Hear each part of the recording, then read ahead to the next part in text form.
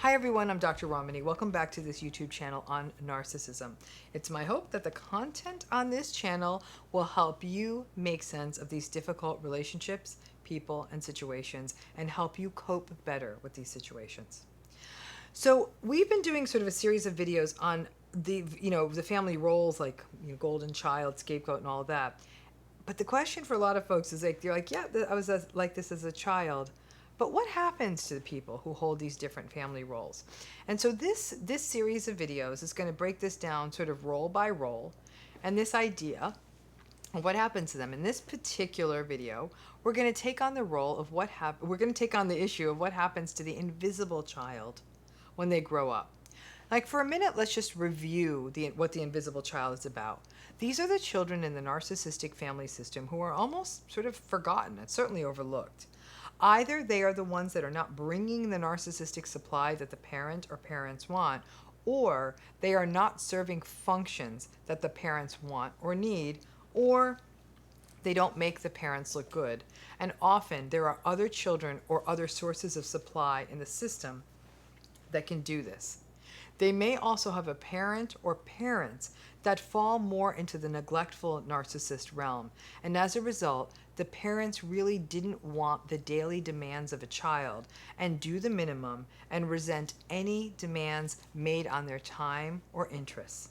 The invisible child is unseen, so their interests are often not cultivated, their needs are overlooked, and there can be sort of a mild scapegoat element that the invisible child gets so forgotten that they will often be the punchline of the joke. Oh, hey, Junior, didn't even see you there. Maybe we should put a bell on your neck. Those kinds of throwaway and hurtful comments. In some cases, there is the possibility that the invisible child may be naturally and temperamentally introverted, and as a result, are not clamoring for attention, aren't making any trouble in the family system, and so it is almost easier, sadly, for the narcissistic parent or parents who are so egocentric that they notice little to just simply forget about this kid. The invisible child may also internalize the message that being sort of unseen and quiet may be what the parents want, so sadly, they may think that remaining invisible may just be the only path to getting loved by these parents.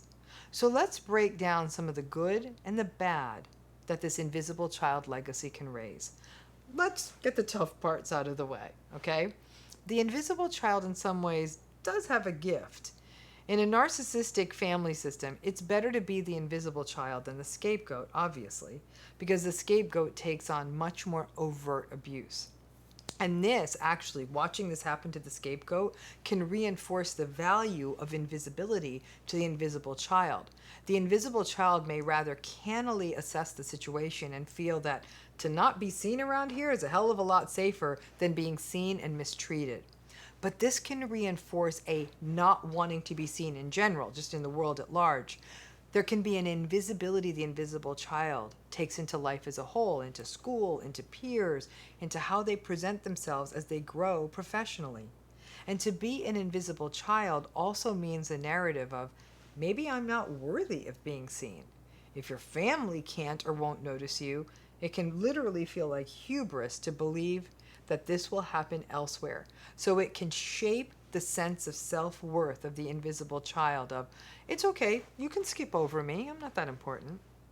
Some people may be quick to write the invisible child who becomes the somewhat invisible adult as shy, socially anxious, or uncomfortable, being the center of attention.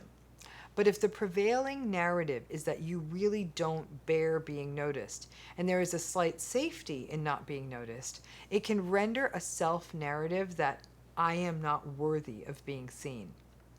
Not being seen over time can leave a person, again, feeling unworthy, diminish self-esteem, and limit a person's ability to advocate for themselves and create safety in the world.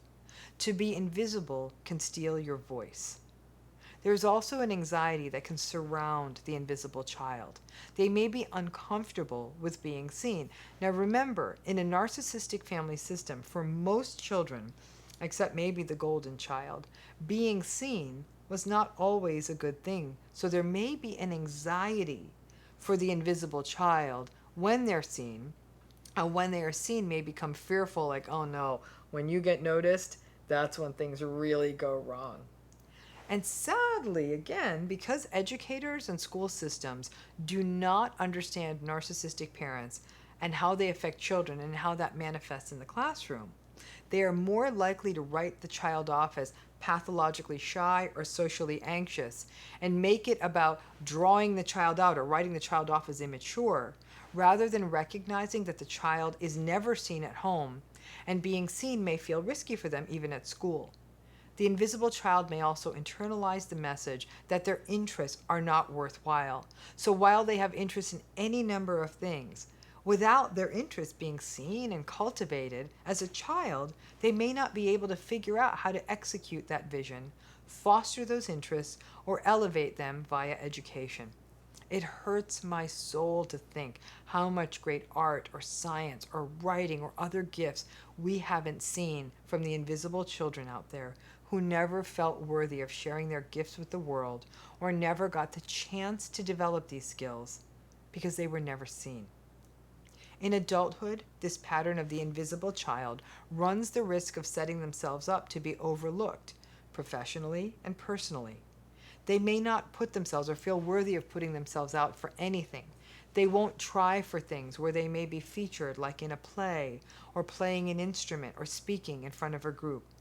They may not want to dress or present themselves in a way that would garner notice by people in the world.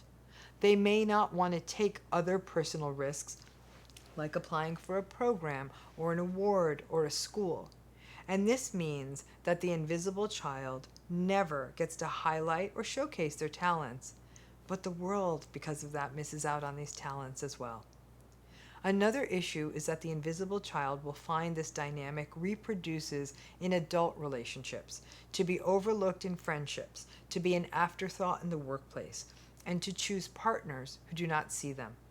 The invisibility becomes part of their identities, and that can lead them, their needs, their wants, and their hopes to get missed because this dynamic gets replicated. But as with all of these types that arise out of narcissistic family systems, all is not lost. The invisible child has a decided advantage. One thing they can do better than almost any other family role is to disappear from the family system. Nobody noticed them, so if they have the wherewithal or ability, they may just cut bait and move, or just not engage, and it won't make as strong an impact as the loss of the punching bag when the scapegoat tries to go, or the loss of supply when the golden child tries to go. Because narcissistic families, though, are so manipulative, if the invisible child does try to jump as they get older and come into adulthood, sometimes the family will then try to stop them. But more often than not, the invisible child can make a cleaner break than other family roles. Invisible children can actually have a better shot of making a fresh start outside of the family system and perhaps to even reinvent themselves. However, there's still going to be grief at the not being part of a family system. That feeling is real and can persist. In addition, I do believe that the invisible child may have tremendous strengths in imagination, self-regulation, self-care, self-sustenance. They may be more able to be independent more quickly. Otherwise, if they don't get to learn to be independent, they're going to be screwed because no one's noticing their needs. They may learn to take care of their things more responsibly, prepare meals. And I know that that feels sad and neglectful, but many invisible children are quite industrious and innovative. There is a survivalism this role can pull for, and they may learn that skill that a lot of adults never get, the ability to be alone and to take care of themselves.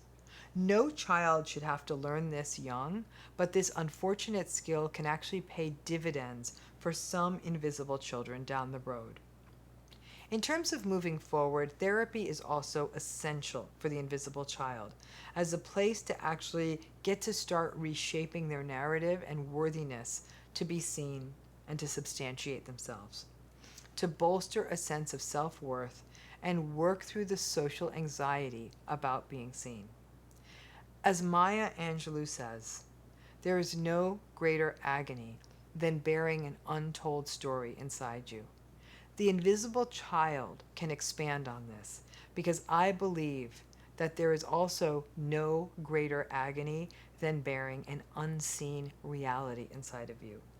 Please, all you invisible children out there, please know you're seen, you are seen, and you are worthy of being seen.